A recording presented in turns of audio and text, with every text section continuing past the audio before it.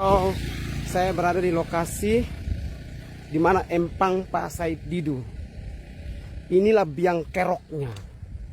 Biang kerok di mana ketika adanya pembebasan lahan, dalam artian PIK 2 ingin membeli, PIK 2 membeli, yang lain sudah. Tetapi Pak Said Didu meminta 150 miliar karena katanya lahannya itu ada 10 hektar, di mana menurut NJOP per meter itu 50.000, tetapi Pak Said Didu mintanya sekitar 1,5. Yang jelas ini kan tidak sesuai dengan harapan pembelinya. Pembelinya mengikuti NJOP.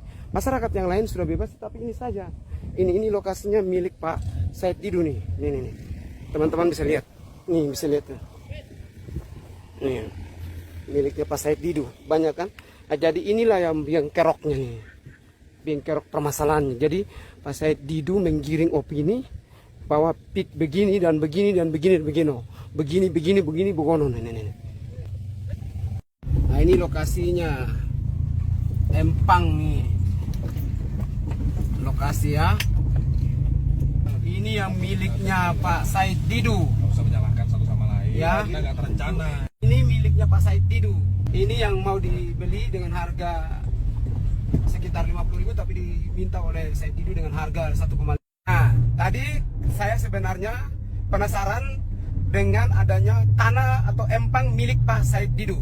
Tujuan saya itu hanya ingin mengambil gambar. Tapi baru turun di mobil, penjaga empangnya sudah usir.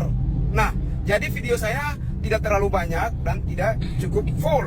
Nah, saya mau turun minta izin dan kasih tunjuk kartu saya sebagai pers, sebagai wartawan, bahwa saya ingin sekali mengambil konten ataukah mengetahui tentang berapa besar isi tanah atau miliknya, berapa hektarnya milik Pak Said Didu ini. Karena menurut saya itulah yang biang kerok sehingga masalah itu terjadi sampai satu Republik Indonesia tahu.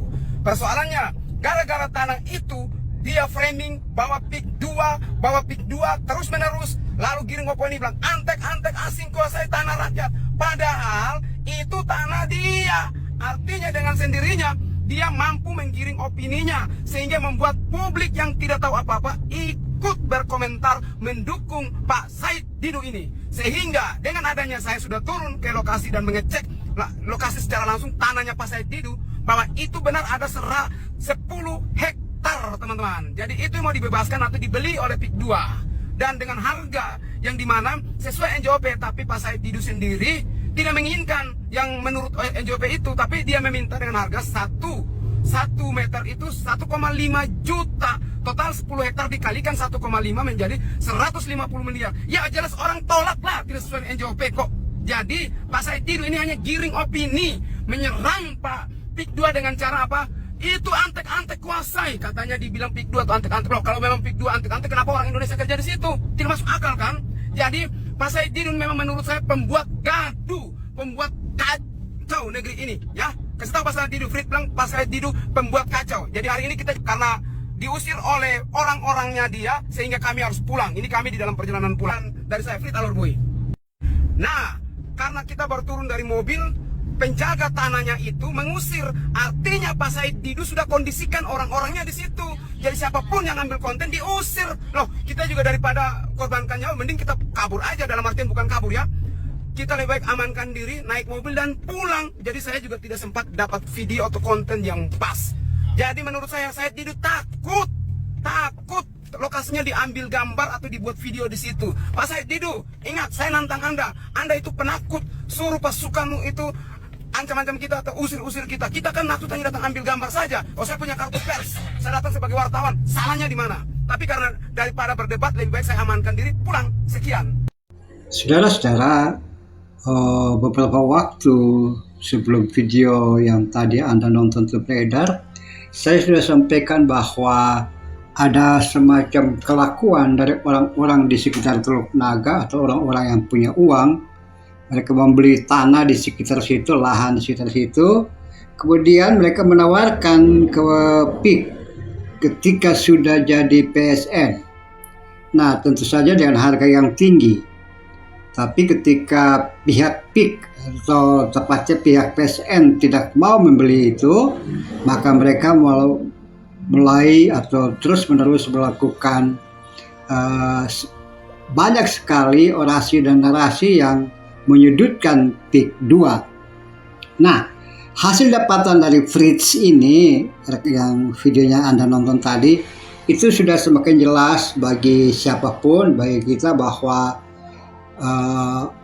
ada rekayasa yang dilakukan oleh orang-orang yang ingin supaya mereka mendapat untung dari area di sekitar PIK 2. Dan pada dasarnya model seperti itu ada di mana-mana.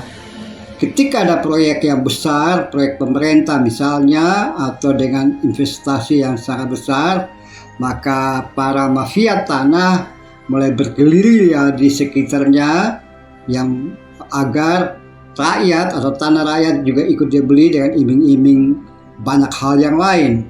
Nah, tetapi ketika PIK atau proyek besar atau PSN itu tidak menanggapi atau tidak membeli sesuai keinginan mereka, maka mereka pun membuat ulah. Nah, contoh seperti ini yang terus-menerus terulang, dan yang paling terbaru adalah di Teluk Naga ini. Para pihak-pihak menekan PSN, menekan PIK 2 agar proyek itu sampai ke lahan mereka. Tentu saja mereka menawarkan lahan atau tanah, harga lahan yang sangat tinggi jika dibandingkan dengan mereka beli sebelumnya. Nah, apakah yang seperti inilah yang disebut berpihak pada rakyat atau memperhatikan keinginan rakyat? Padahal tentu saja mereka membeli tanah itu dengan harga yang minim, bahkan tidak sesuai dengan, bisa saja tidak sesuai dengan nilai beli yang ada.